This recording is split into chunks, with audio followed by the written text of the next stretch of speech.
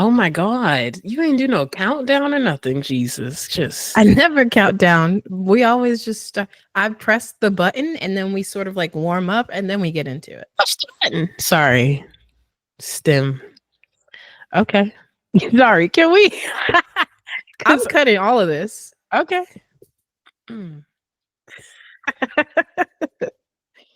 Okay. I mean, if you want to count down, I can count down. Would you like one? Yeah. Thank you. Okay. In 5, 4, 3, 2, 1.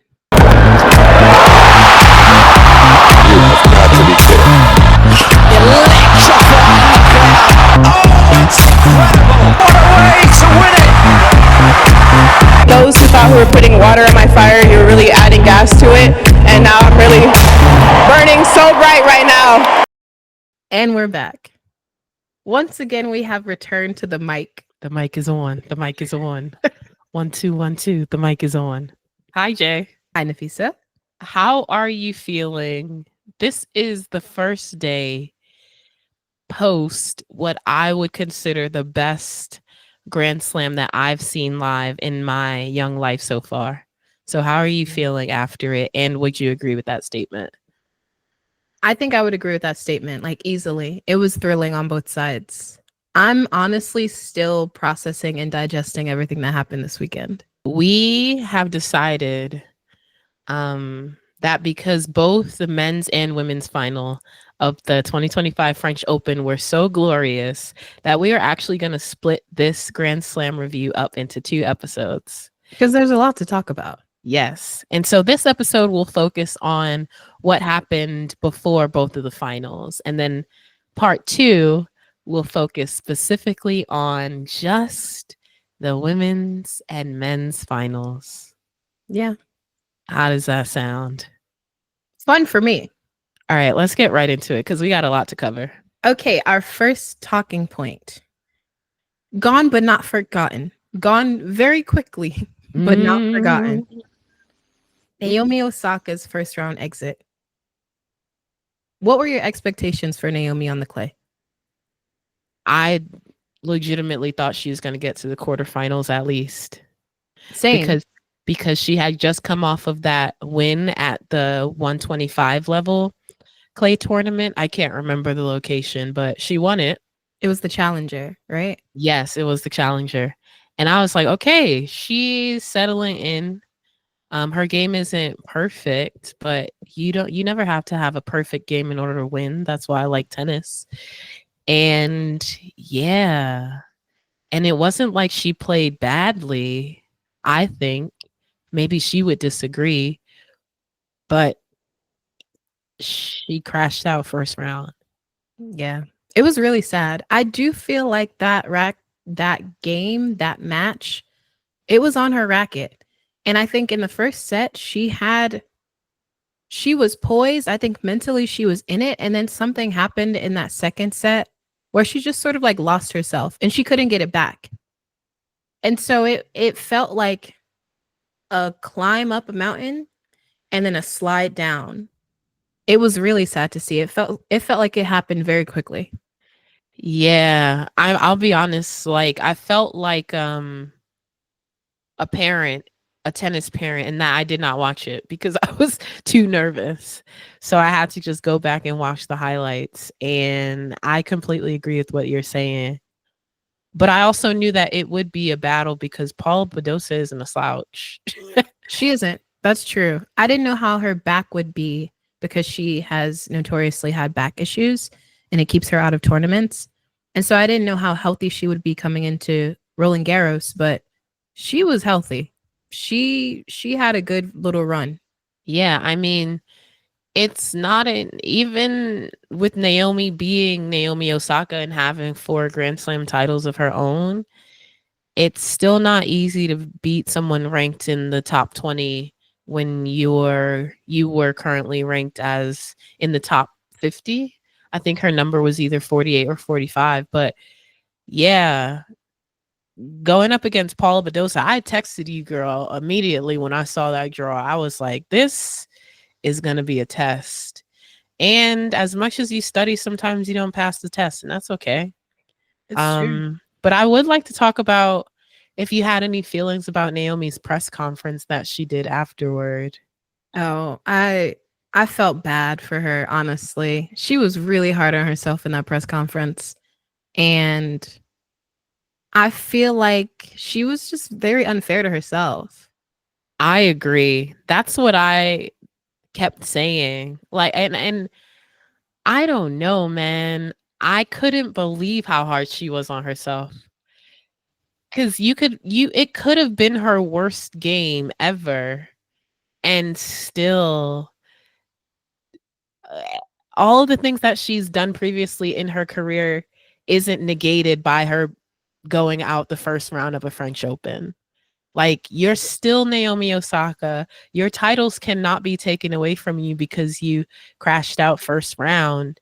And like I said in a previous episode of the podcast, what she has had in the past, she can get back with a different perspective because she's a different person post baby. Her frontal lobe is fully developed now. And so I still have belief in Naomi Osaka that who she is destined to become in tennis will be greater than who she has ever been. Yeah. Yeah. I think Naomi Osaka really struggles with disappointing people, or what she feels like is a disappointment to other people. Yeah, and that she said directly, during the press conference. Yeah. This is a quote. She goes, "As time goes on, I feel like I should be doing better. But also, I kind of talked about this before, maybe a couple years ago or maybe recently. I'm not sure. I hate disappointing people." And then she goes on to talk about Patrick, her coach, and she says he goes from working with like the greatest player ever to like, what the fuck is this? You know what I mean? Sorry for cursing. I hope I don't get fined, which was a very funny little thing for her to add in. Um, yeah. And then she leaves the press conference room, and then she returns to a question about how the loss can make her stronger. And she straight up goes, "I hope you can tell me that." I think mentally she's very close to giving up. That's what it feels like. Yeah, I think so too. I think so too. But I would say that the theme of this episode and the theme of that tournament that we just witnessed, especially those finals, is the power that only self-belief can give you can make you do things you never imagined. 100%. Like, I was watching the men's final, and this is the only sentence I'll say about it in this podcast, but legitimately, I was like, I knew who won because I watched it late, and I was like, I know he's gonna win this, but I cannot believe he's gonna win this. Yeah. It was unfathomable. I watched it in two parts because the first half of that final was not going the way that I wanted. And I was like, I can't do this. Tennis is stressful. Long Grand Slam matches are even more stressful.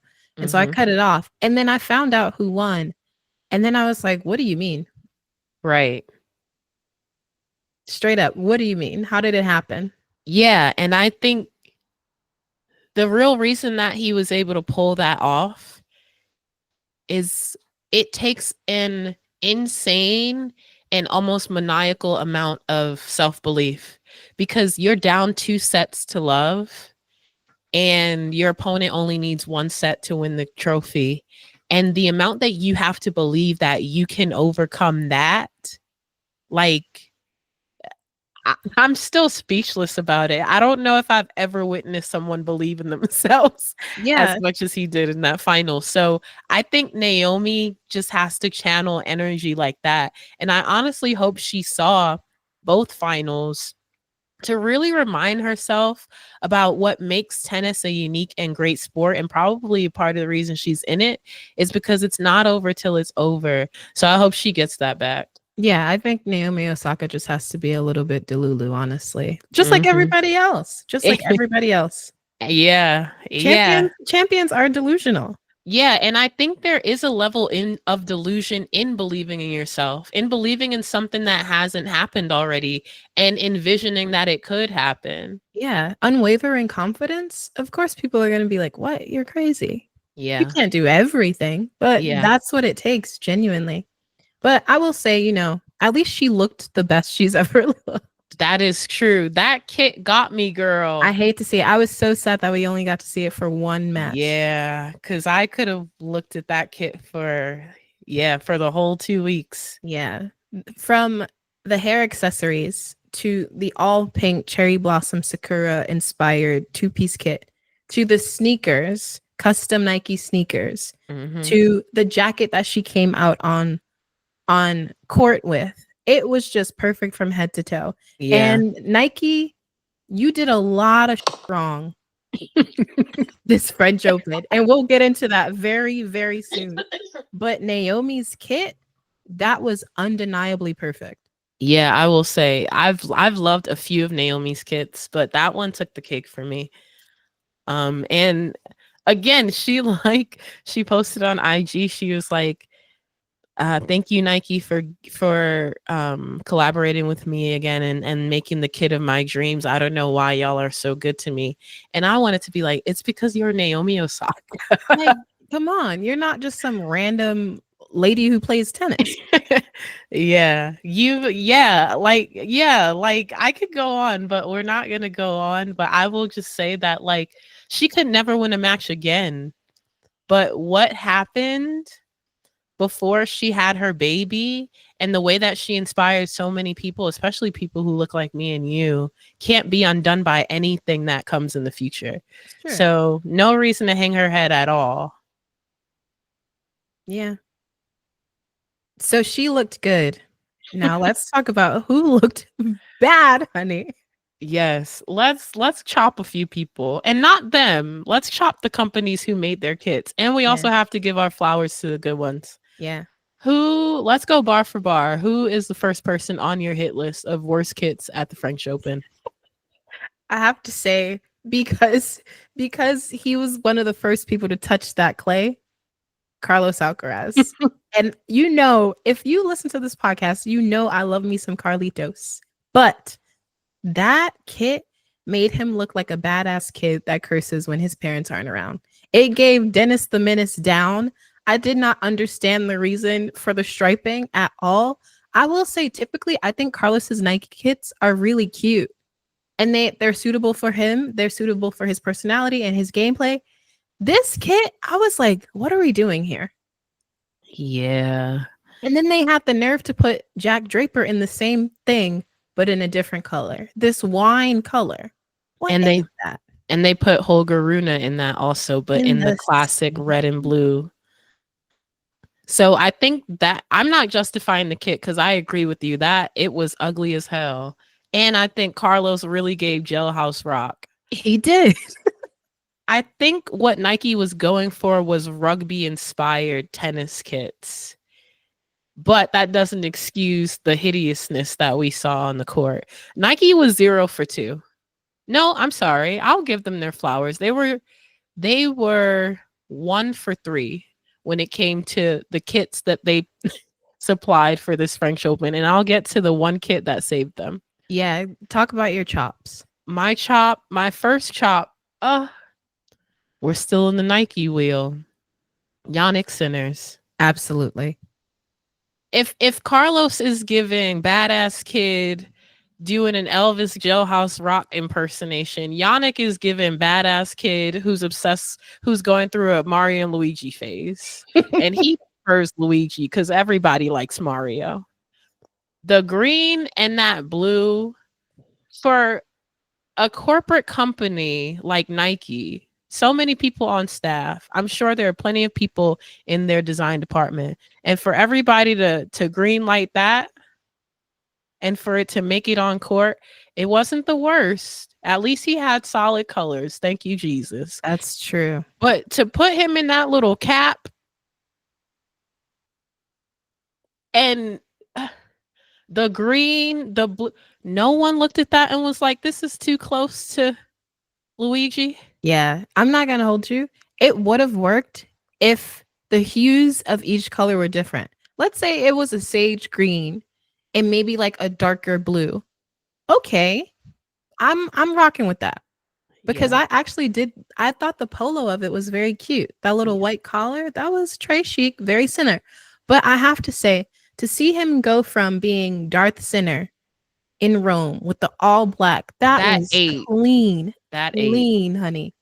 And then for him to step out on the clay, mind you, in these colors that gave Crayola, I was like, you're losing me, Nike, straight up. Nike lost the plot. But I'm trying to see if there's a saving grace for me about Yannick's kit. Uh, no, I do think you're right though. And honestly, even if it was two different shades of green instead of a green and a blue, that would have been hot. But Yeah, they didn't give my boy that.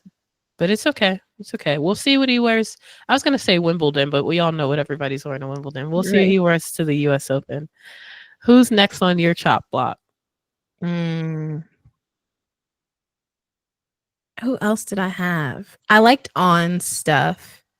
Joao and Ben. I liked their kits. Adidas, they've lost me. That highlighter yellow, and then they have the audacity to put it. They have one kit for this year on clay, Was and it just the one? yes, Oh or and wow. like variations of it. They have Uh-huh. black. Either you have a black shirt or black shorts, and you have that highlighter color either in a shirt or a short. That was it. And there are so many athletes on the men's side who are Adidas athletes. And so they'll be across the net looking like each other. It happened over and over. The only person that had a little bit of a different kit was Felix Auger Aliassime. He wore head to toe highlighter yellow tennis ball. He gave tennis ball realness. Mhm. Everybody else, I was like, I'm over this kit. It's so fugly. Like there's no originality. And then for Roland Garros, they have the nerve to put this like, I don't know if it's for like sweat absorption or something like that, but there's this huge Y on the back of all of the men's shirts. Mhm. What? Ugh. It was Ye just hideous. I only have a comment about that huge Y because I don't know what its actual purpose was, but for me, it made me think of um it made me think of queer culture, leather daddy culture, and harnesses. Because that's exactly what a black leather harness looks like at the back. You have that strap that separates. That's true. And I was like, what kinky on staff tried to sneak in a callback to queer culture? Whoever they are, love them for it. Very brave. But it really took me out because I was legitimately like, what was the reason? Yeah. Yeah, not good. Flash green, which is the color that kit is, can be used well in tennis. I feel like it can veer into corny very quickly because the tennis ball is flash green too. But when it's done right, it's done right. But Adidas did it wrong, and that's all I gotta say. Yeah. Onward and upward. The kits that I really enjoyed, they all happened on the women's side. Coco's kit I loved. Yes. I liked her encore kit too. I mean her encore like outfit too because she had that Miu Miu leather jacket. I thought that was so chic, very cute. And then on the days where it was cold, she had this like half shirt that was long sleeved, and that was Yeah. really nice also. Yeah, that cover up was a cute addition. Yeah. And Sabalenka's teal number, that was a beautiful color on her, I thought. And then I like the teal with the red outline. yeah, I It like did that. look really good. I like that. I thought it was really cute. And then she had her sneakers. I don't know if you noticed, but one sneaker had teal strings and then the other had the red strings. Yes, and I absolutely hated that part. Oh, But I like only that. I thought that was whimsy, honey. I know it was. It did show personality, but my particularity about balance reared its ugly head because I was like, damn, why couldn't she put both colors in both sneakers? But I get why she did it. It did make it a bit more interesting. The only other kit that I can think of that I enjoyed seeing, the only other brand that consistently puts their foot into a tennis kit was Wilson's. Yes. Yes. And particularly Wilson has an all like marigold yellow kit that Alicia Parks wore in the earlier rounds of the tournament, and that kit against her skin was fire. It was good. She looked good. And then Victoria Mboko also wore that same kit, and against her skin, it looked fire too. So I was like, this is a good kit. Yeah. Yeah. Um, I always forget about the Wilson kits because no tea, no shade. Wilson players don't really make it. unfortunately, unfortunately. Um, I do have to give Nike their flowers and say that uh whose kit did I like? Oh, Qinwen Zheng's halter tennis dress was I thought cute. that was with the mini collar. Yeah, that was Yeah. very cute. That was cute. Mira There's had it on too. Yeah, that was their saving grace. That's it. That's all I got. Same. Same. I want to run it back 20 seconds ago. You mentioned Victoria Mboko.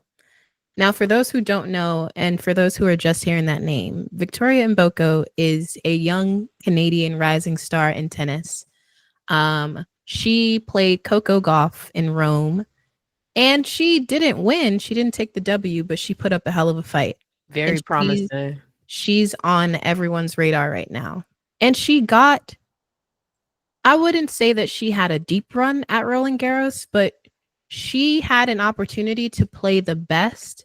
And that's rare for tennis players who are at her level currently. That is true. She played Jing. She did. And to be honest, she didn't win, but she held her own, especially for an 18-year-old. Yeah. And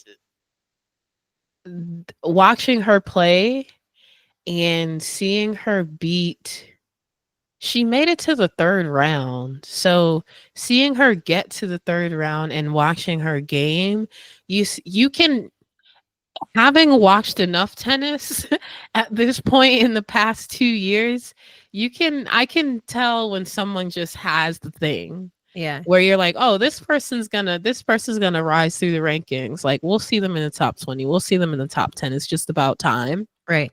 And she's one of those people. I think the interesting thing that a lot of people have pointed out about her story is the fact that her parents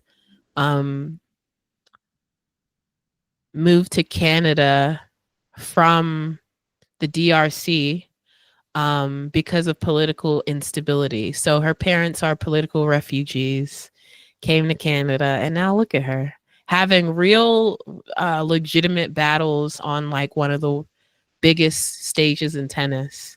So shout out to her. I am very excited to see what happens in her future. Yeah. Yeah, I think she did a really great job. Like before Zhang got to her, she beat everyone in straight sets. And mind you, because she was a qualifier, she had to play 5 matches before she got to Zhang. Mm-hmm. That's phenomenal. And then because she made it to the third round, she made almost $200,000, which is great. Like I'm very excited to see where she goes. When she played Coco in Rome, when they went to the net to do the handshake after the match, Coco stood there and like said some words to her, and I thought that was really great. Like it was just really nice to see.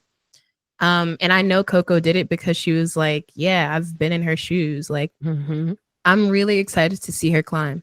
Come on, Black people! Yay, Black people! Yay! And then in the post-match interview that Zhang had, she said about Victoria, she said she will be one of the best players in the future. I'm 100% sure because she already's got the strength, the game. Just really happy to win versus such a great player like her. She has big potential.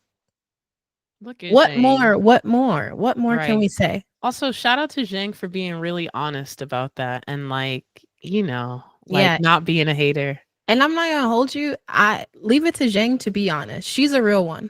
Yes. Yes. Real recognized real. Yeah. Yeah. Speaking of, we're riding a train of Black girl excellence right now in this moment. And I want to talk about a moment that happened pretty early on in Roland Garros, but it was significant for me. I literally took out my phone and started filming my TV screen.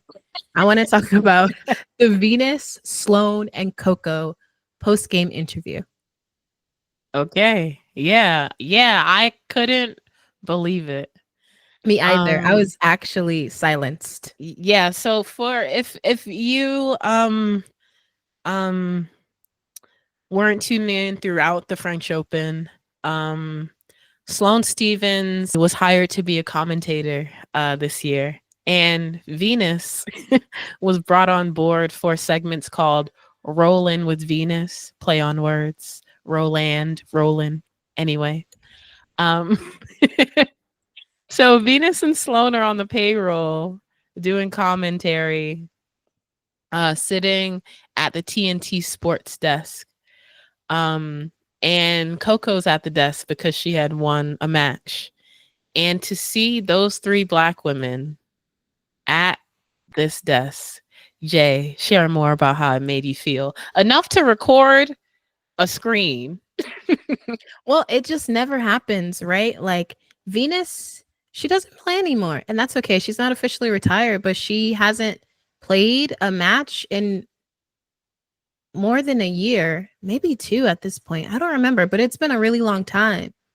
And first of all, the first shock was that she was actually giving TNT Sports and Roland Garros her time. I That was I was gagged by that. I was like, the check had to have been fat because Venus has other things she could be doing. Yeah, I was very surprised by that. And then I was like, how did the scheduling work out? Because it just never happens. Like Sloane was a commentator for Roland Garros this year, which honestly is great for her.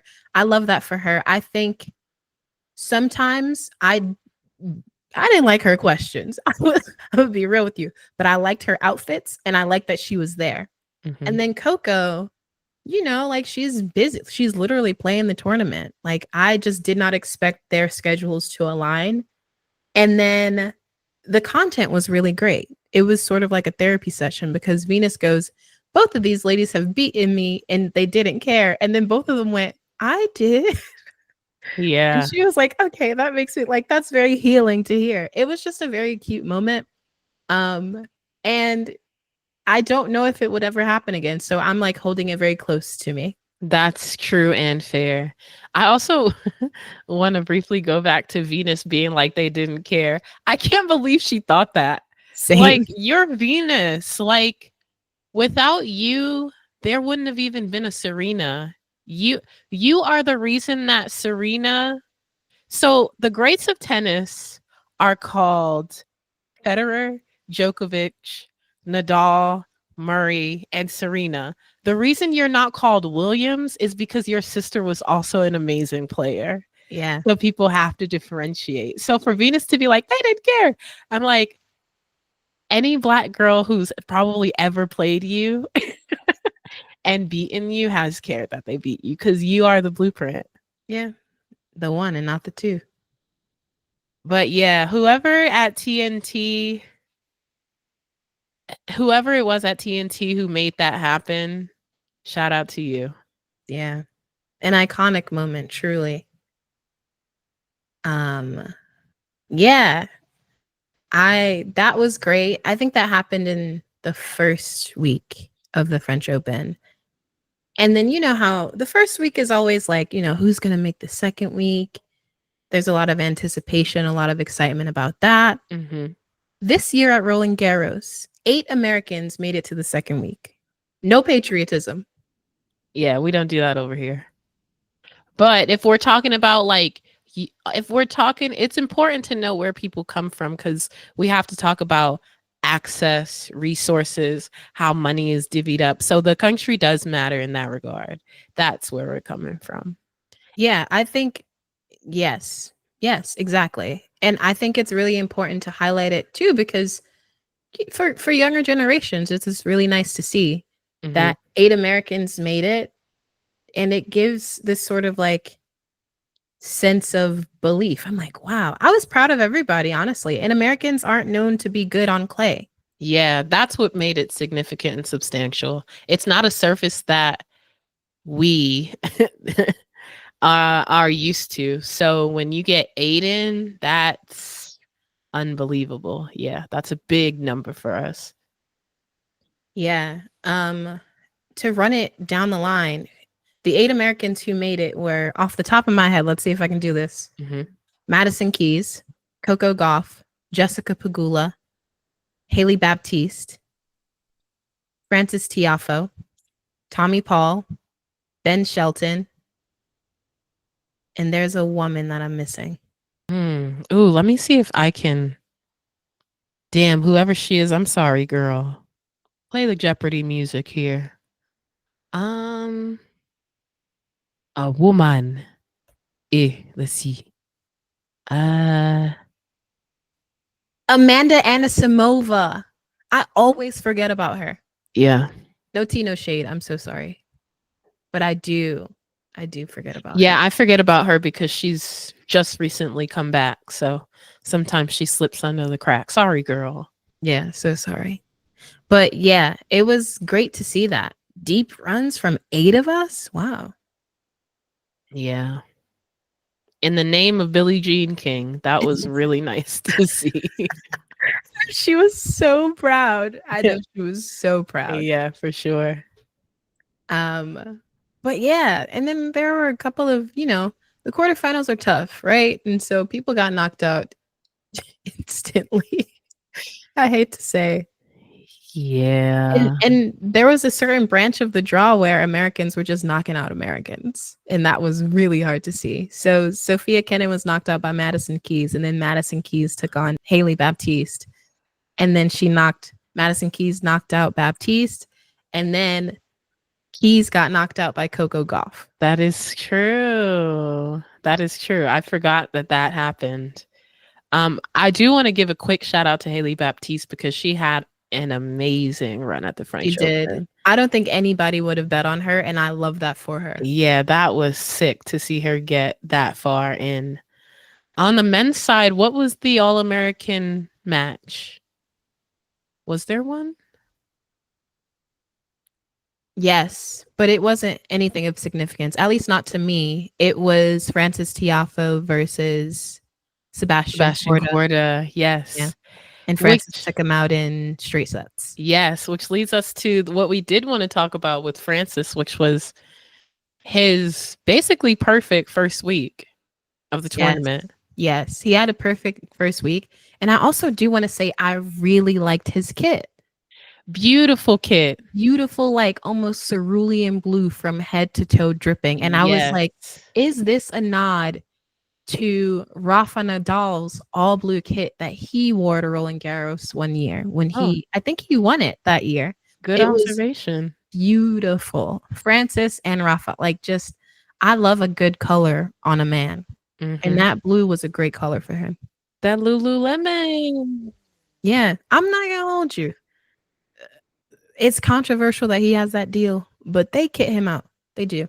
Yes. That yeah, very controversial to say the least of that company, but the clothes themselves were great. And maybe they played a part in him not dropping a single set his first week of the tournament. Yeah. It was honestly, it was unbelievable. He played perfectly up until he got knocked out by Musetti. Yes. And briefly, let's talk about Musetti in that match against Francis. The only thing I want to ask you about is if you saw Musetti, gameplay was ending for a point, and in his frustration, there was a tennis ball rolling toward his foot. He kicked it and hit a line judge. Francis, in the post-match press conference, basically said that a reporter brought that up, and Francis was like, basically, Musetti should have been disqualified, but it didn't happen. Do you think that that's true? That he should have been disqualified? Yeah. Defaulted? I think it's really important for the audience to know where that ball landed on that woman's body. She got kicked in the neck. In the neck by a tennis ball. And I'm not saying that Musetti, his intention was to hit her. Of course it wasn't. And I'm not even saying that he kicked it hard. But she got kicked in the neck. And I do agree with Francis in that It's crazy that nothing happened. Nothing happened, but it's not, the Novak story. Yes, He which is smashed why I asked you, because it's identical, basically. he smashed that tennis racket into a lines person. Wait, And tennis ball, not the racket. sorry, yes. He's Imagine that's attempted murder if it was the racket. sorry, he smashed a tennis ball into a lines person, and she went down, and she had to have medical come from the back and evaluate her. Um and I honestly, to be fair, I don't think it was on that level, but I do feel like consequences. Hello? Right. Why are you kicking a ball? Sorry, why are you kicking a ball, period? That's There are true. so many people working around you, from the ball kids to the lines people. Why? Why even do it? Yeah. You're not even in one of the kits that make you look like a badass kid, and yet you're behaving as such. And so, and to be honest, if I was that woman line judge, I would have milked it. I would have grabbed my neck up, gone down, flopped on the court, and like, I'm hurt. Collected a check. But in all seriousness, intent and impact are different things. So you intending just to kick a ball because you need to let out a little frustration, and the impact being it hit somebody in the neck. Granted, she was like, I'm okay, and kept going, kept doing her job, regretfully. But it mirrors Novak's situation, and he was disqualified. So I think in general, it's interesting the way the ITF and the tennis governing bodies really pick and choose how they choose to, or if they choose to reprimand people on a case by case basis. And nothing is uniform and nothing is consistent. And they need to step their up and get it together. Yeah, I agree. I agree. Anyway, Musetti then got knocked out in his next match. So shout out to Carlos for doing that. Yeah. Actually, no, he didn't even get knocked out in the traditional way. He His had to body. walk over because his body is not built for the 5-set, not even a 4-set, really, Grand Yeah. Slam match. Yeah, his lower body sort of like gave out on him. That was sad to see because he was cooking. Yeah, he was putting up a fight. And I'm not gonna hold you. I like Musetti. I I do think too. I think he's a really great player. I think there's a lot of growth that we are going to see from him in the next couple of years. I think he's earned his ranking. He's Mhm. like number 7 right now in the live rankings. It's been really beautiful to see him climb. So I wish nothing but the best for him, but that moment was ooh. Yeah. And grass has been his best surface. So hopefully his team just gets his conditioning up, because I would love to. I actually have no stakes in the game for Wimbledon. Anyone could win. I'm only precious about the French Open and the US Open. So if Musetti's team can just get his conditioning up and his stamina, and he can last those long ass bouts on the grass, I would be so pumped to see him holding the Wimbledon trophy at the end. Yeah. I could see it if something happens to Carlos. That's true. That's true. Okay, should we address the elephant in the room, which is Novak? Oh man. Now, I think that Novak did an excellent job given his age and his rapid decline physically. It feels like his age is showing on the court these days. Yes, but I feel like rapid is a strong word. He played well in the semis. That is true, but I'm literally just comparing this year to 2 years ago in 2023. Oh, And okay, that for fair. me, the way that he's playing now versus in 2023, the difference, that feels really rapid. That's fair. Yeah, to be fair to him, that is what I'm thinking of. I knew that once I saw the draw, I was like, oh, they're making it hard on him for real. In order for him to get to the final, he had to have taken out Zverev and then Sinner back to back. That Right. that's that is a mountain for anyone to climb. Yeah, you know what's funny?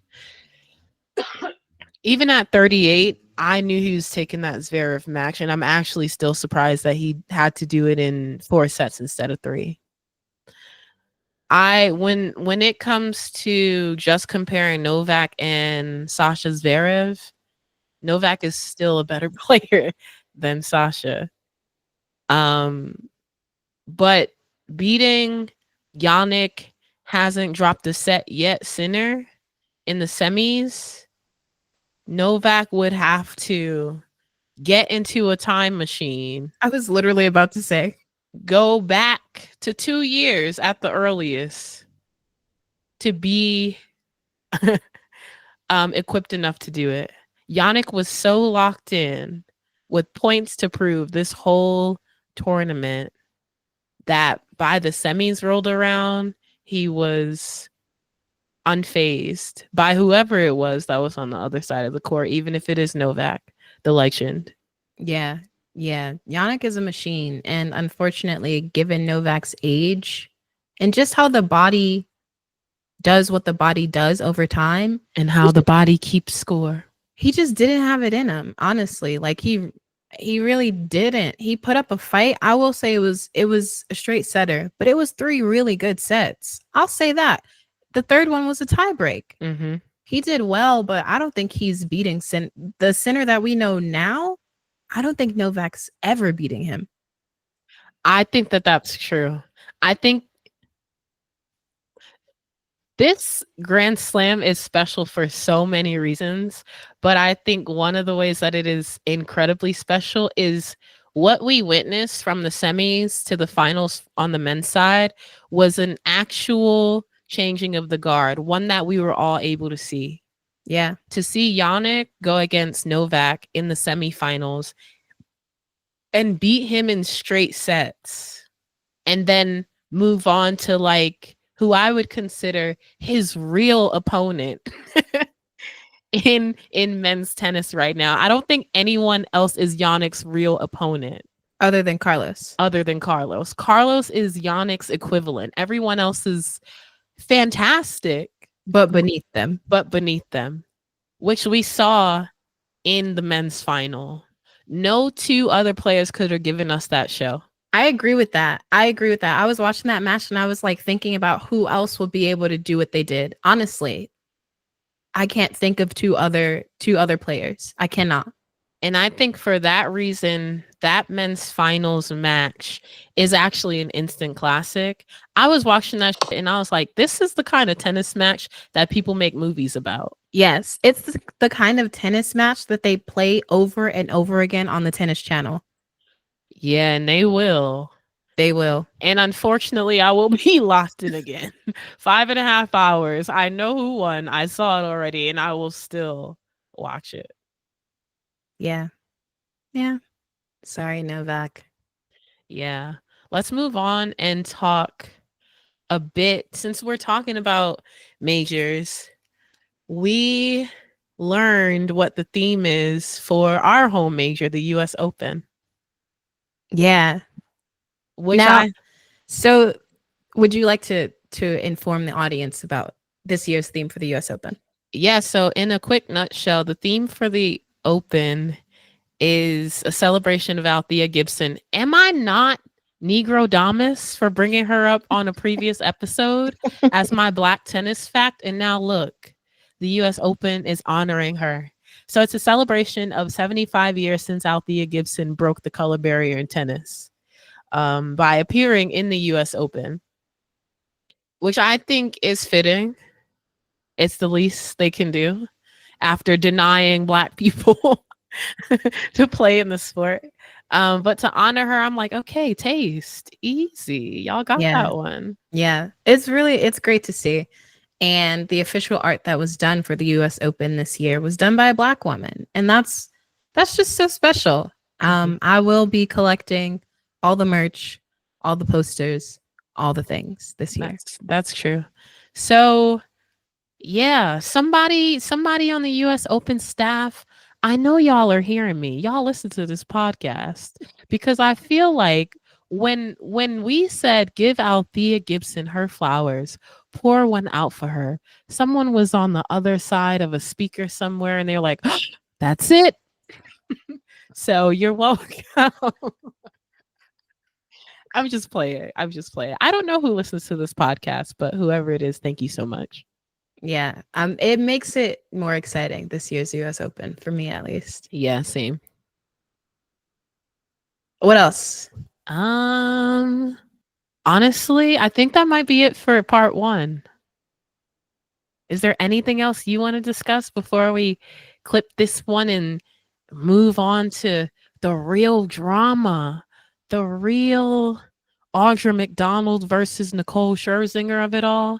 Or Audra McDonald versus Patti LuPone of it all. Oh, girl, yes. And get to the men's and women's finals. Is there anything else you want to say on this part? Yes, there's one thing that I want to bring up, which is Okay. a very cool.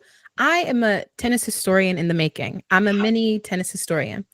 And the one thing that I have learned about this particular French Open is in this Roland Garros, for the first time, an African American has reached the quarterfinals in all 5 pro disciplines. So that's men's singles, women's doubles, men's doubles, mixed doubles. I'm just gonna step in right now because I didn't have a black tennis fact ready for this episode, so I'm hijacking that, and that's gonna be the black tennis fact. Black tennis fact of this episode brought to you by Jay, not Nafisa. Sorry, Nice. Nafisa. No, you do your research. Shout out to you. Yeah, it was super exciting to see Frances Tiafoe in the men's singles, Coco Gauff, women's singles, also Madison Keys, women's singles, Haley Baptiste, women's singles.